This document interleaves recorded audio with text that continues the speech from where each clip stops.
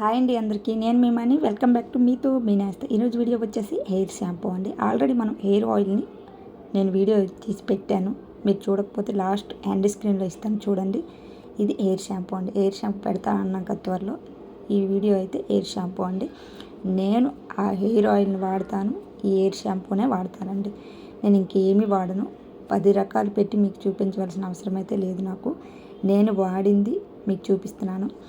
కిందటి సంవత్సరం 2023లో మే నెలలో తిరుపతి విజయవాడ వెళ్ళామండి. నాకు విజయవాడ మొక్కుంటే నేను విజయవాడలో నా తలనీలాలన్నీ ఇచ్చేసాను.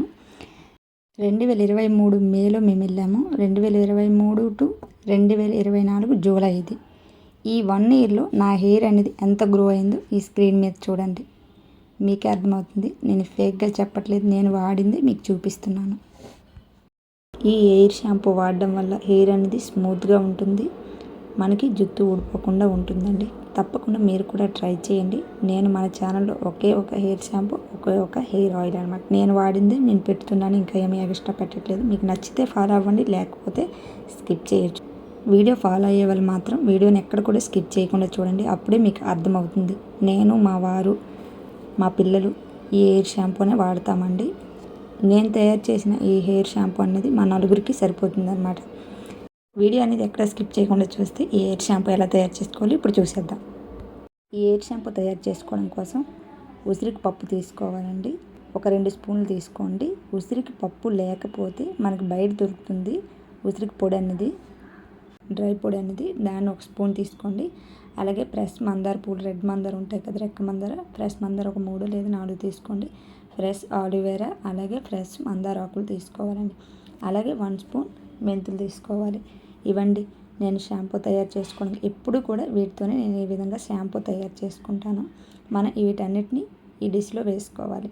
ముందుగా మనం మెంతుల్ని వేసుకుందాం. అలాగే పువ్వుల్ని కిందన్న తొడుము, అలాగే మధ్యలో ఉన్నది తీసేయాలి. ఓన్లీ రెక్కలు మాత్రమే వేసుకోవాలండి.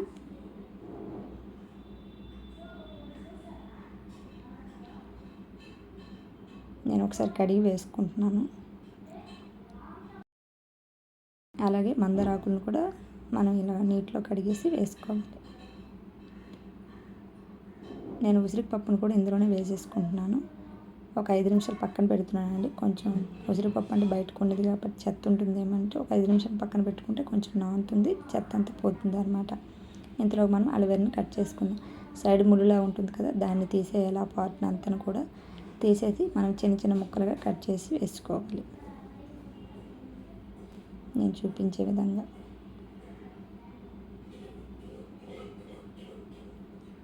ఉసిరిపప్పు కూడా నానిపోయింది అందులో, దాన్ని కూడా మనం శుభ్రంగా కడిగేసి వేసుకుందాం. చూడండి ఎంత చెత్త ఉందో అసలు. కడిగేసి వేసుకోవడం వల్ల మనకే మంచిది అనమాట. ఇవన్నీ ములిగేంత వరకు ఇందులో మనం వాటర్ యాడ్ చేసుకోవాలండి. ఈ విధంగా మనం వాటర్ వేసుకున్నాక వీటిని మనం స్టవ్ మీద పెట్టి బాయిల్ చేసుకోవాలండి. స్టవ్ వెలిగించి మనం మీడియం ఫ్లేమ్లో పెట్టి వీటిని అన్నీ ఉడికేంత వరకు కూడా బాయిల్ చేసుకోవాలి. చూడండి చక్కగా అన్నీ కూడా ఉడికిపోయి మనం మధ్య మధ్యలో కలుపుకుంటూ చెక్ చేసుకోవాలన్నమాట. చక్కగా ఉడికిపోయండి. మనం స్టవ్ కట్టేసి పూర్తిగా వీటిని చల్లారనివ్వాలి. ఈ మిశ్రమం అనేది చల్లగా అయిపోయిందండి. దీన్ని మనం ఇప్పుడు మిక్సీ చేసుకోవాలి. ఒక మిక్సీ జార్ తీసుకొని అందులోకి ఈ విధంగా నేను చూపించే విధంగా ఓన్లీ పీసెస్ని మాత్రమే అందులో వేసుకోవాలండి. వాటర్ని మాత్రం మనం పక్కన పెట్టుకోవాలి. గ్రైండ్ చేస్తున్నప్పుడు ఈ వాటర్ని వేసుకోవాలి. అన్నీ ఒకసారి వేసేస్తే బయటకు మొత్తం వచ్చేస్తుందండి మిక్సీ జార్ నుంచి. అందుకే నేను ఓన్లీ ఆ పీసెస్ని మాత్రమే వేసుకున్నాను, వాటర్ని పక్కన పెట్టుకున్నాను అనమాట. గ్రైండ్ చేసినప్పుడు కొంచెం కొంచెం వాటర్ మనకు సరిపోయినంత వేసి మెత్తగా గ్రైండ్ చేసుకోవాలన్నమాట. మన ఛానల్ ఎవరైనా ఫస్ట్ టైం చూసినట్లయితే సబ్స్క్రైబ్ చేసుకుని పక్కన ఉన్న bell and all button click చేయండి. నేను ఏ వీడియో పెట్టినా మీకు ముందుగానే నోటిఫికేషన్ రూపంలో వచ్చేస్తుంది. తప్పకుండా లైక్ చేసి సపోర్ట్ చేయండి. ఇలా కొంచెం కొంచెం వాటర్ వేసి మనం మెత్తగా గ్రైండ్ చేసుకోవాలి. చూడండి మెత్తగా గ్రైండ్ అయిపోయింది. ఈ పేస్ట్ని మనం ఇప్పుడు ఆ వాటర్లోకి తీసుకోవాలండి. నేను ఈ వాటర్లోకి తీసుకుంటున్నాను. దీన్ని మనం బాగా కలుపుకొని ఫిల్టర్ చేసుకోవాలి. మనం ఫిల్టర్ చేసుకోకపోతే అది తలకి మనం రుద్దుకునేటప్పుడు చెత్తలా ఉండిపోతుంది అనమాట. తల అంతా దురద పెట్టేస్తుంది. ఇలా ఫిల్టర్ చేసుకొని ఆ వాటర్తో రుద్దుకుంటే మనకి ఎలాంటి ఇబ్బంది ఉండదు, స్మూత్గా ఉంటుంది. నేను ప్రతి సాటర్డే కూడా ఈ హెయిర్ షాంపూనే యూజ్ చేస్తాను హెయిర్కి. నా హెయిర్ అనేది చాలా స్మూత్గా ఉంటుందండి, ఒత్తుగా ఉంటుంది కూడా.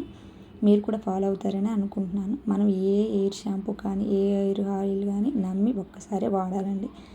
దాని తరక రిజల్ట్ అనేది మనకి వెంటనే చూపించకపోయినా కొద్ది రోజుల తర్వాత తప్పనిసరిగా చూపిస్తుంది. కానీ ఈ హెయిర్ షాంపూ వాడిన తర్వాత నా హెయిర్ అనేది చాలా స్మూత్గా ఉంది, హెయిర్ కూడా ఊడడం అనేది తగ్గిందండి. మీరు కూడా ఒకసారి ట్రై చేయండి. మనం ఇలా ఫిల్టర్ చేసుకున్నాక కొంచెం వాటర్ అందులో వేసి ఫిల్టర్ చేసుకోండి. అందులో ఏమైనా హెయిర్ షాంపూ ఉంటే ఎందుకు వచ్చేస్తుంది అనమాట. అందరికీ యూజ్ అవుతుందంటేనే నేను పెడతాను, లేదంటే పెట్టనండి. తప్పకుండా మీరు కూడా ట్రై చేయండి. హెయిర్ షాంపూ అనేది రెడీ అయిపోయింది. నేను వేరే ఒక బౌల్లోకి వేసి మీకు చూపిస్తాను. చూడండి, ఎంతో కలర్ఫుల్ అయిన హెయిర్ షాంపూ రెడీ అయిపోయింది. ఈ హెయిర్ షాంపూ వాడడం వల్ల మీకు గ్రే హెయిర్ అనేది రాకుండా ఉంటుంది, హెయిర్ అనేది ఊడిపోకుండా ఉంటుంది, హెయిర్ గ్రోత్ అవుతుందండి. ఈ హెయిర్ షాంపూ అలాగే ఆ హెయిర్ ఆయిల్ని వాడండి, మీ హెయిర్ గ్రోత్ని పెంచుకోండి. ఈ వీడియో మీకు నచ్చితే లైక్ చేయండి, మీ ఫ్రెండ్స్కి ఫ్యామిలీ మెంబర్స్కి షేర్ చేయండి. ఈ వీడియో ఎలా ఉంది కామెంట్ సెక్షన్లో కామెంట్ అయ్యండి. ఇలాంటి మరెన్నో ఇంట్రెస్టింగ్ వీడియోస్ కోసం వెంటనే నా ఛానల్ని సబ్స్క్రైబ్ చేసుకుని పక్కనే ఉన్న bell and all button click చేయండి. నేను ఏ వీడియో పెట్టినా మీకు ముందుగానే నోటిఫికేషన్ రూపంలో వచ్చేస్తుంది. మరొక మంచి ఇంట్రెస్టింగ్ వీడియోతో మళ్ళీ కలుస్తాను. Thank you for watching friends.